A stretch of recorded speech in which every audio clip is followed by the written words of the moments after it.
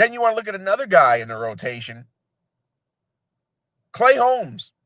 Clay Holmes started this season phenomenally. But if you guys go back in the archive and you go watch previous editions of the Metropolitan Report, and I said it from back in spring training. I'll say it again.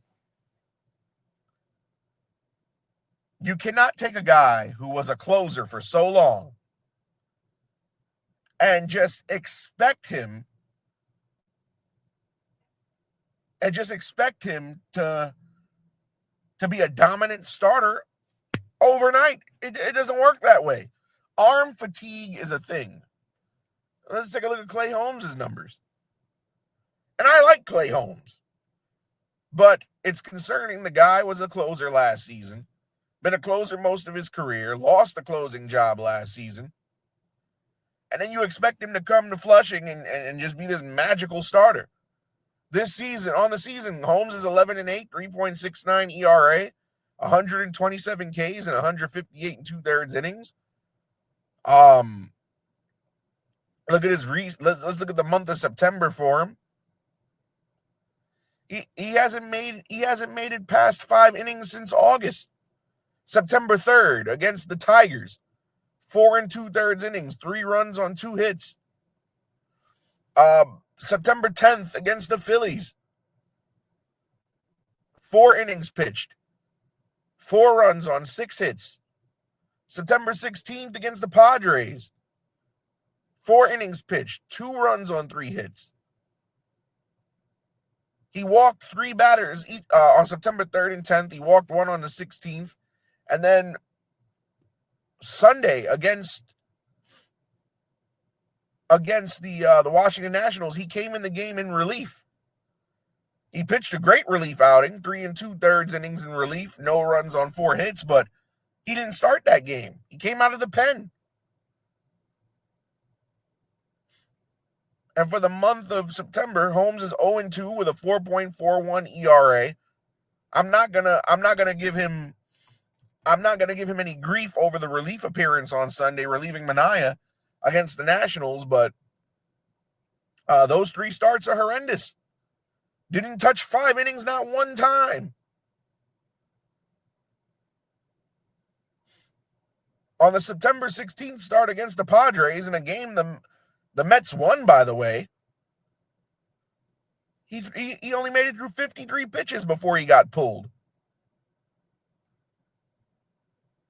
I don't know what's going on with Clay Holmes.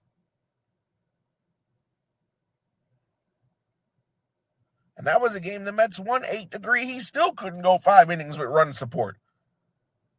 Arm fatigue is a real issue. You look at guys, Hall of Fame guys, and even some guys not in the Hall of Fame, started as starting pitchers. And they had no issue taking roles in the bullpen and became some of the greatest closers the game has ever seen. Mariano Rivera, John Smoltz, Joe Nathan to a lesser extent, Kerry Wood, all guys who started off their careers as starting pitchers in the major leagues and transitioned into closers and were some of the damn best closers the game ever saw. The reason why the Yankees didn't want to hold on to Clay Holmes was because he said, I'm a starter. Mind you, he lost the closing job and his pride got the better of him. The Yankees said, we're not going to re-sign you. So we went and got him and we acquiesced and said, okay, we'll make you a starter, which was a mistake all along because we burnt his arm out. We burnt his arm out. And Jeremy Hefner and Carlos Mendoza burnt his arm out. And David Stearns, who thought he had a diamond in the rough. Well, all right, it's not going to cost us a lot. If it works out, it works out. And if it doesn't, it doesn't. But he allowed them to burn his arm out on a team that needs as much bullpen help as humanly possible. You took a bullpen guy, a career bullpen guy, made him a starter, and burnt his arm out. Now he's broken.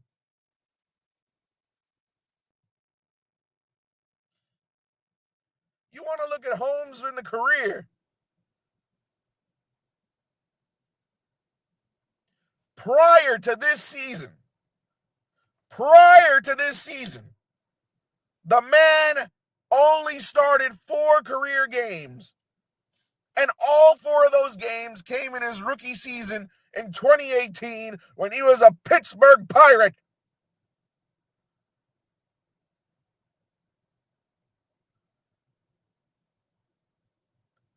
He never, not one time since 2018 before this season, started a game. And he's made 30 starts this season. How do you take a guy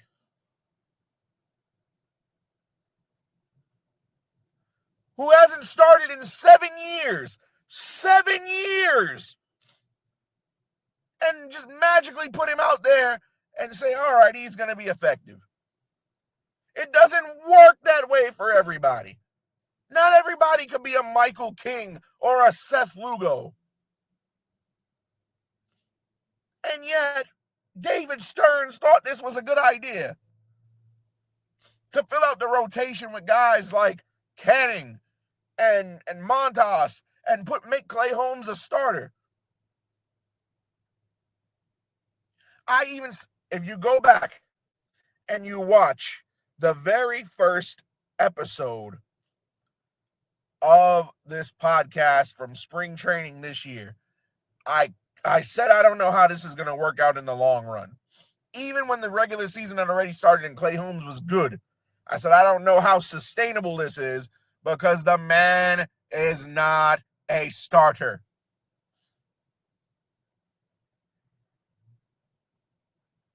And it's proven it because his arm's fallen off of a cliff.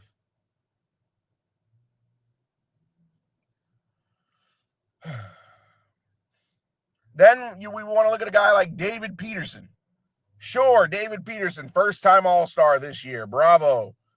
You know, the All-Star game, folks, for as much as I like our guys to get in the Midsummer Classic, it's in the midway of the season. David Peterson on the year, 9-6, 3.98 ERA. 149 strikeouts and 167 in the thirds innings. But lately, he's been horrendous. You want to talk about David Peterson? Since August, I don't know what's going on with David Peterson. Peterson in August went 1-1 with a 6.68 ERA. There were he pitched 5, he made 6 starts in the month of August. Failed to go over 5 innings twice. Again, 1-1, 6.68 ERA. In the month of August, he gave up 23 runs on 31 hits and walked 17 batters. 3 starts so far in the month of September. Obviously not including tonight because tonight hasn't happened yet. That's why this is a pregame show. September 5th against Cincinnati, a game that the Mets won, by the way. 5 in the third innings, but still gave up 4 runs on 7 hits. 9-11 against the Phillies. In a game the Mets lost. 5 innings, 3 runs on 7 hits. And then against San Diego, September 17th, in a game the Mets magically won, by the way. Actually, no, a game the Mets lost. I apologize.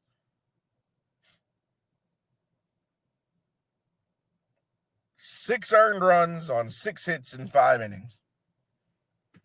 David Peterson, ladies and gentlemen. The All-Star. Mind you, is it even a true All-Star berth? He only got in because Robbie Ray didn't want to pitch because it was too close to his next scheduled start.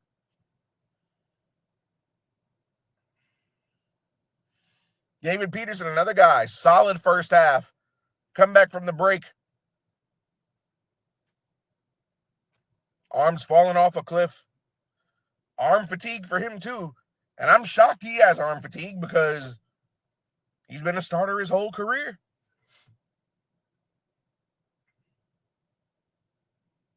Which tells you it's not about how you start, it's about how you finish. Ask Juan Soto. That guy got snubbed from the All-Star game, and look at him now. Granted, he rightfully should have been in the All-Star game, but we're not complaining.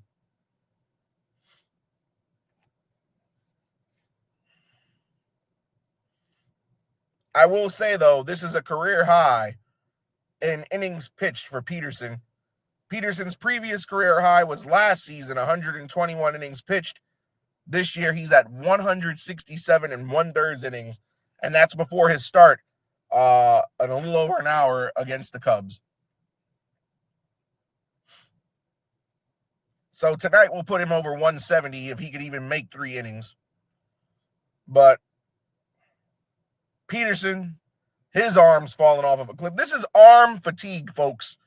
Arm fatigue at its finest. This is what happens when you overwork guys.